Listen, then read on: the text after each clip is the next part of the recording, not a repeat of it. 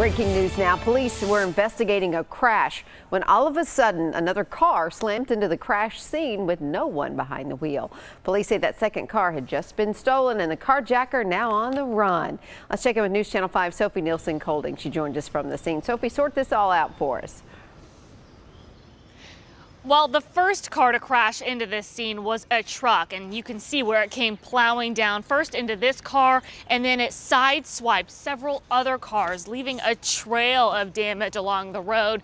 And then if you look down, that black car over there is where that second car crashed, finally coming to a rest. That second car that crashed was involved in a carjacking earlier on in the evening. A woman said someone held her up at gunpoint on 15th Avenue South. That carjacker got away in her white sedan. While that carjacker was driving the stolen car, police say they think he saw all of the police presence on West Grove Avenue. They were already there investigating the first crash. A man driving a truck had some kind of an incident and unintentionally hit several cars. Well, police say the suspect driving the stolen car got out of the stolen car, sending it barreling down the street, down this hill, and it crashed into even more cars. So it was like a double crash. They're looking for that carjacking suspect now, and we talked to one of the neighbors who had two of his cars involved in the incident.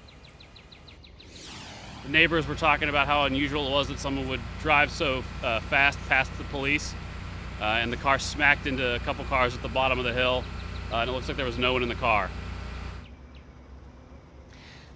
The carjacking suspect is on the run. Police say they don't have a good description of what he looks like, but the man you just heard from says these are his two cars, says the man in the truck who first hit all of these cars was really nice. He has insurance. They think they're going to be okay, but he says it was bizarre to have that second car rolling right into that crash scene. Reporting live in Nashville, Sophie Nielsen-Colding, News Channel 5. Yeah, crazy story. Sophie, thank you. Also breaking this morning, police say two people were shot just south of downtown last night. Here's a look at the scene near Tony Sudicum Homes on 1st Avenue South. One person shot in the rear, the other one in the hand. Both should be all right. There's no description yet of the gunman, although the shooter, they believe, left in a light color gray sedan with tinted windows. If you know anything that can help, call Crime Stoppers at 615-74-CRIME. And Metro Police also investigating a shooting in Edge Hill that happened near an elementary school. Officers went to the scene along 13th Avenue South near Grand Avenue around 5 last night. Reports of shots fired.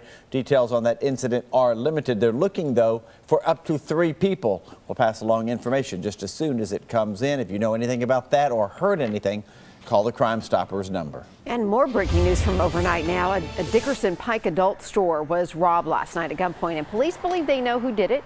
Police say the suspect burst into Jenna's toy box last night, pointed a black revolver at an employee. The robber took off with another man after the employee complied with those demands. Police dogs tracked DeMarcus Anthony and Raymond King down. The pair is expected to face charges. And new pictures this morning of the man who robbed a Cricket Wireless store last night. The owner of the store along Gallatin Pike South in Madison sent us some surveillance photos, hoping that you might be able to recognize the guy and contact police. It could get you a $1,000 reward. We've also learned that a New Mexico man is facing vehicular homicide charges because of a crash that killed a 5-year-old in Cookeville. The Herald Citizen reporting the accident happened Saturday morning along the westbound lane of I-40 close to the Willow Avenue exit. Richard Collins is accused of crashing into a Honda CR-V from behind, causing the car to roll, sending the little boy out of that vehicle. The boy and his grandmother, Lorena Nathan, in the CR-V were using seat belts. Nathan was airlifted to Vanderbilt Medical Center. Collins is expected in court May 19th. Well, it is the largest increase ever asked for by Metro Nashville Public Schools, but leaders say it's the only way to set all students up for success. News Channel 5, Sarah McCarthy explains who that funding could help. Metro Nashville Public Schools is asking for a $59 million increase for the upcoming school year. That money will help different students in different ways. $3.4 million will go toward literacy programming. Nearly $2 million will give high school students access to college classes. And nearly $13 million will target students with diverse needs like English language learners and special education students. It's a big ask, but leaders say it could lead to big steps forward. We spent a lot of time listening to parents, listening to the community, listening to teachers and our employees, and we want to execute on those things. For the first time since he stepped in to lead Metro Nashville Public Schools, Dr. Sean Joseph laid out his funding proposal to Mayor Megan Barry. It's an expansive plan that would touch every level of learning. Requesting a focus on STEAM at the middle school. Much of the proposal is focused on helping students, including adding new technology, summer school opportunities, and college access programs.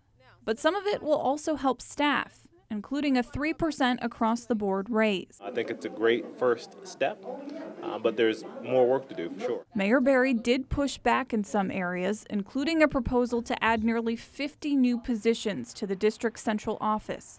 But she says she's enthusiastic about funding that'll directly impact students. Education is the most important thing we do as a community to make sure that our children have the resources that they need to be successful in life.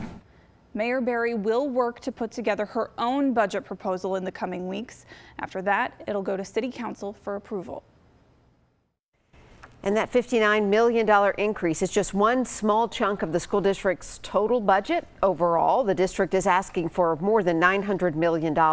Mayor Barry says it's unlikely the school district's full request will be funded.